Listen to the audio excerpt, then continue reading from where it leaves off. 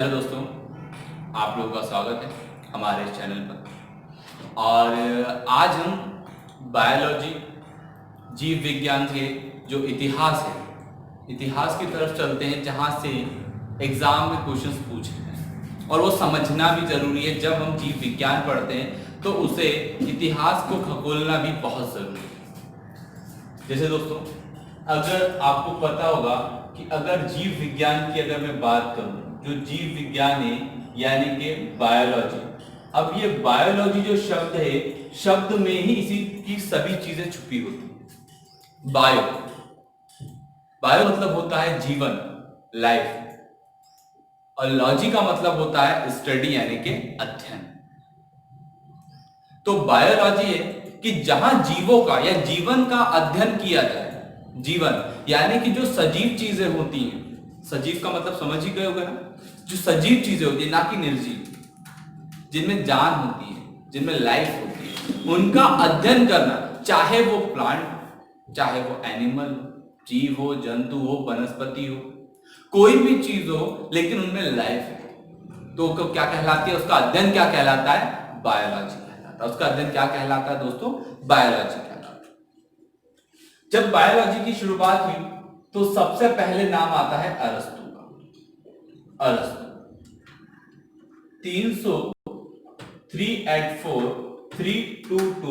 BC, इनका जो समय था वो 384 से 322 बीसी तक था। और अरस्तु ने पादप और जीव जंतु दोनों का अध्ययन, उन्होंने दोनों को अलग अलग नहीं किया, लेकिन उन्होंने देखा कि पादप, जो पेड़ पौधे होते हैं, वो चल नहीं सकते, लेकिन वो भी सजीव है, और जो जीव जंतु वो चलते हैं, वो भी सजीव है।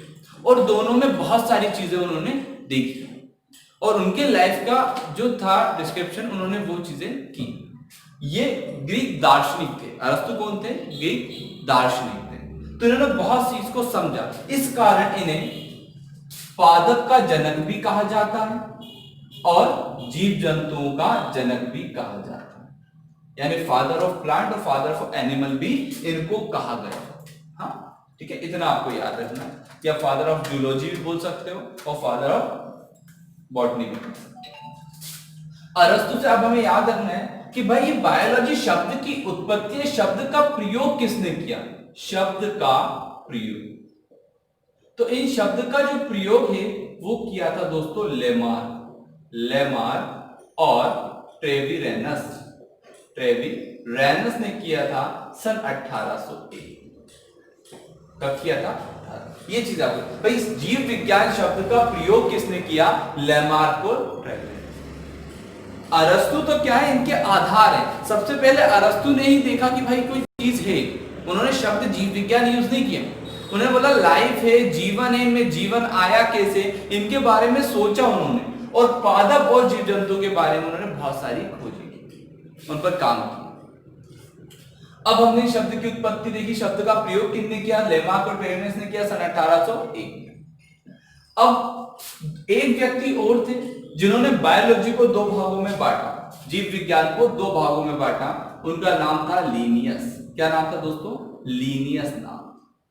लीनियस ने इसको दो भागों में बांटा, जूलॉजी और बॉटनी।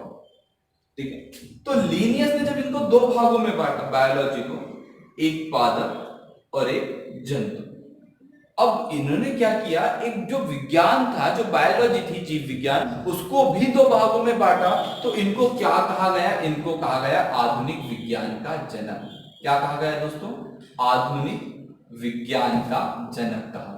ठीक है, ये आपको पूछा जाता है कि आधुनिक विज्ञान का जनक किसको कहा जाता है? लीनियस को कहा जाता है। पादप का जनक और जीव जंतु का जनक किसको कहा गया? अरस्तु को कहा गया। बायोलॉजी शब्द की उत्पत्ति या प्रयोग किसने किया? लेमार्क और ट्रेविरेनस। कि आपसे बोला जाए कि भाई लीनियस को आधुनिक वर्गीकरण का जनक कहा गया, तभी 1753 में लीनियस ने द्विनाम पद्धति भी दी। क्या दी? द्विनाम पद्धति। यानी कि इनको वर्गीकी का जनक भी कहा गया। क्या कहा गया दोस्तों? वर्गीकी का जनक, वर्गीकी का जनक भी कहा गया। Father of taxonomy, father of taxonomy भी इनको कहा गया। अब ये द्विनाम पद्धति थी क्या? जैसे दोस्तों मेंढक होता है, तो मेंढक का जो वैज्ञानिक नाम है वो है राना टिग्रीना, राना टिग्रीना। अब ये द्विनाम पद्धति है, तो जो पहला वाला शब्द होता है वो उसके वंश को, वो उसको क्या करता है? उसके वंश को प्रतीक करता है, और जो लास्ट दूसरा होता है वो उसकी जाति यानी स्पीशीज को करता है। ठीक है, तो पहला शब्द वंश और दूसरा शब्द जाति, ये हो गई द्विनाम पद्धति। तो द्विनाम पद्धति का जनक किनको कहा गया? लीनियस को कहा गया। दोस्तों 1969 में हिटकर ने क्या किया? जो आपका विज्ञान, जो बायोलॉजी है, जीव विज्ञान है, जीव विज्ञान को 5 भागों में बांटा। जीव विज्ञान को कितने भागों में बांटा? 5 भागों में। ठीक है, अब 5 भाग कौन से थे दोस्तों? तो मैंने इसके लिए लिखा प्रोमोपाकजा, प्रोमोपाकजा। पो से आ जाएगा प्रोटेस्टा, प्रोटेस्टा। ठीक है, मो से आ जाएगा मोनेरा, मोनेरा। पा से दोस्तों पादप, का से कवक, जा से जंतु। तो ये आपके 5, इन 5 भागों में हिटकर ने जीव विज्ञान को बांटा प्रोमोपाकजा। ठीक है, कोई भी व्यक्ति होता है अपने प्रमोशन के लिए पाकिस्तान गया, ठीक है, तो प्रोमोपाकजा, प्रोटेस्टा, मोनेरा, पादप, कवक, जंतु है। तो ये हुआ उसका इतिहास। आइए हम कुछ ऐसे जानते हैं जिनके जनक क्या रहे होंगे। ठीक है, जैसे अगर आपसे बोला जाए जो एलोपैथी होती है, आयुर्वेदा होता है, इनके जनक कौन है? इस प्रकार से मैं कुछ और आपको एग्जांपल और उनके जनक जो बहुत ही एग्जाम के लिए मोस्ट इंपोर्टेंट। तो देखिएगा, अगर आपसे पूछे एग्जाम में कि जीव विज्ञान का जनक किसको कहा गया? अरस्तु को कहा। और जंतु विज्ञान का जनक भी किनको कहा गया? अरस्तु को कहा। वनस्पति विज्ञान, या तो आयुर्वेदिक विज्ञान पूछ लिया या वनस्पति विज्ञान पूछे दोस्तों, तो उनके जो जनक हैं, उनके जो फादर हैं, वो किसको कहा गया? थियोफैसिस। प्रतिरक्षा विज्ञान, प्रतिरक्षा विज्ञान के जनक हैं एडवर्ड जेनर। कौन है दोस्तों? Edward Jenner. इतना और बता दो दोस्तों कि आपको याद नहीं करना। क्या मैं आप लोगों को याद रहूंगा? मैं बोलूं क्या आप लोग मुझे भूल जाओगे? ना तो याद कर सकते हो, ना ही भूल सकते हो, ये आपके हाथ में। ये चीजें कब होती है? जब आप रोज मेरी वीडियो देखोगे या आप मुझे देखोगे तो आपको अपने आप वो चीजें याद होने लगती। तो जैसे ये जनक है, तो आपको याद करना, आंखें बंद कर कर उसे रटना, ये काम नहीं करेगा। आप इसको क्या करना है? आपको डेली पढ़ना है। जब आप इसे डेली पढ़ोगे, फिर एक दिन छोड़कर, फिर वीकली पढ़ोगे, फिर मंथली, तो ये चीजें फिर आपको याद रहेंगी क्योंकि आप बार बार इसको देखो। तो आप देखिएगा, प्रतिरक्षा विज्ञान के जनक हैं एडवर्ड जेनर। अनुवांशिक विज्ञान के जनक हैं ग्रेगर जॉन मेंडल। अनुवांशिक जो विज्ञान है उसके जो जनक है वो कौन है? Gregor John Mendel. कोशिका विज्ञान के जनक रॉबर्ट हुक है दोस्तों। चिकित्सा शास्त्र, चिकित्सा शास्त्र के जनक हिप्पोक्रेटस। एक बार एग्जाम में पूछा गया कि जो चिकित्सा शास्त्र के जो छात्र होते हैं वो जब डिग्री खत्म करते हैं और जब वो शपथ लेते हैं तो वो किसकी शपथ लेते हैं? वो हिप्पोक्रेटस, इनका जनक है, उनकी वो शपथ लेते हैं।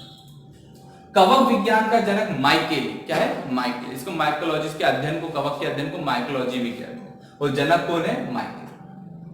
जीवाणु, जीवाणु का जो जनक है वो कौन हो जाएगा दोस्तों? Leeuwenhoek. कौन? Leeuwenhoek. आधुनिक भूर्ण विज्ञान के जनक है बॉन बेयर। कौन है? बॉन बेयर। तो मैंने कम समय में बहुत अच्छा कॉन्सेप्ट आज आपको दिया, तो इस इतिहास और उनके जो जनक के बारे में आपको समझाया। उम्मीद है आज की वीडियो बहुत अच्छी लगी होगी। ऐसे ही हमारे साथ बने रहिएगा, लाइक सब्सक्राइब जरूर कीजिएगा दोस्तों, और अपने दोस्तों के साथ शेयर भी कीजिए। आज की वीडियो में इतना ही, फिर से मिलेंगे हम नेक्स्ट वीडियो में। धन्यवाद। जय।